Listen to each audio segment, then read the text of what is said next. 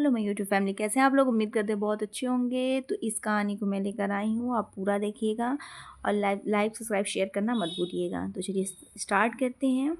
राजस्थान की सूखी हवाओं से घिरा नागगढ़ एक रहस्यमयी राज्य, जहाँ वीरता और बलिदान की कहानियाँ हर पत्थर में दर्ज थी। दिन में तपता सूरज इस भूमि को आग जैसे लाल कर देता और रात में चांदनी इसकी रेत को चांदनी की तरह चमका देती थी। इसी राज्य का था राजकुमार देवयुग, शांत लेकिन अदम्य साहस वाला। उसकी आंखों में गहराई थी और उसकी तलवार में चपलता। हर सुबह वह किले की सबसे ऊंची बुर्ज पर खड़ा अभ्यास करता, मानो आसमान भी उसके इरादे के सामने झुकता हो।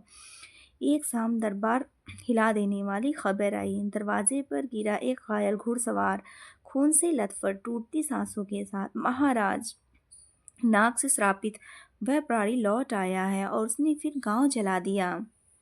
राजा आदित्य सेन ने सहम कर पूछा, वही जो अमावस्या को प्रकट होता है? घुड़सवार ने हल्की सिर हिलाकर कहा, हाँ, और प्राण त्याग दिया। पूरे महल में सन्नाटा छा गया। उसी क्षण देवयुग आगे बढ़ा। पिताश्री, मुझे जाने दे। नागगढ़ मेरी जिम्मेदारी है। मैं इस प्राणी को अंत जरूर कर दूंगा। राजा ने गहरी सांस ली। बेटा, हर श्राप तलवार से नहीं टूटता। देवयुग ने सिर्फ इतना कहा, तो मैं दिल से लड़कर भी देख लूंगा। अगली सुबह वह अपने काले घोड़े अर्जुन पर सवार होकर निर्जन क्षेत्रों की ओर निकल पड़ा। 3 दिन की यात्रा के बाद वह पहुंचा नीलकुंड वन। यह जंगल इतना घना था कि हवा तक डर कर फुसफुसाती। तभी उसे सुनाई दी एक कोमल और बेहद उदास साज की धुन। वह धुन उसे खींचते हुए एक झील तक ले गई।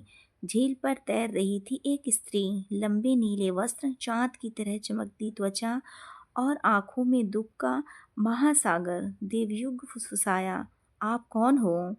स्त्री ने देखा, मैं हूँ नाग कन्या मायरा, जिसे इस धरती ने भुला दिया है और जिसका प्रेम कभी अभिशाप बन गया। उसने झील में हाथ डाला और प्रतिबिंब बदलकर उभर आया, एक विक्रांत नागमुख वाला राक्षस। मायरा बोली, यह वही है जिसे तुम मारने आए हो।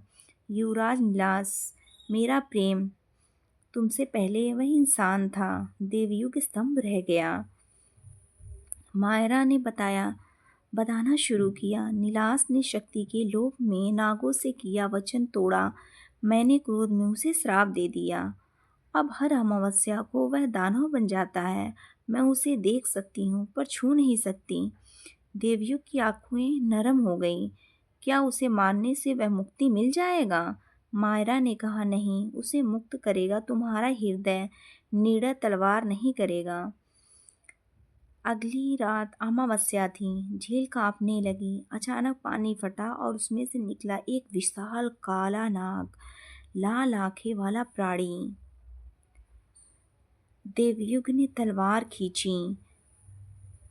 अंधेरे में बिजली की तरह आवाजें गूंजती रही। संघर्ष लंबा और थकाने वाला था, लेकिन अंत में देवयुग ने राक्षस के काले गले पर तलवार रख दी। वह चिल्लाया, नीलास, तुम सुन सकते हो? तुम अभी इंसान हो। दानव का चेहरा बदलने लगा। उसकी आंखों में हिंसा के स्थान पर दर्द और पछतावा जाग उठा। उसी क्षण मायरा झील से बाहर आई। उसने नीलास का हाथ थाम लिया। तुरंत चांदनी दोनों पर पिघल कर उतर आई। एक उजली रोशनी फूटी और दोनों के शरीर हवा में घुलकर शांत प्रकाश बन गई। सुबह देवयुग नाग लौट आया। राजा ने पूछा, क्या दानव मारा गया? राजा ने गर्व से, देवयुग मारा गया? देवयुग ने मुस्कुराकर कहा, नहीं पिताश्री, उसे मुक्ति मिल गई। राजा ने गर्व से कहा, तब तुमने वही किया जो एक सच्चा राजकुमार करता है। उस रात चांद फिर चमक रहा था। देवयुग को लगा किसी झील के किनारे से कोई उसे देख रहा है, किसी खत्म ना हुई कहानी की तरह, जहाँ प्रेम और मुक्ति एक दिशा में बहते हैं। कहानी कैसा लगा? लाइक सब्सक्राइब शेयर करना ना भूलें। मिलते हैं नई कहानी के साथ।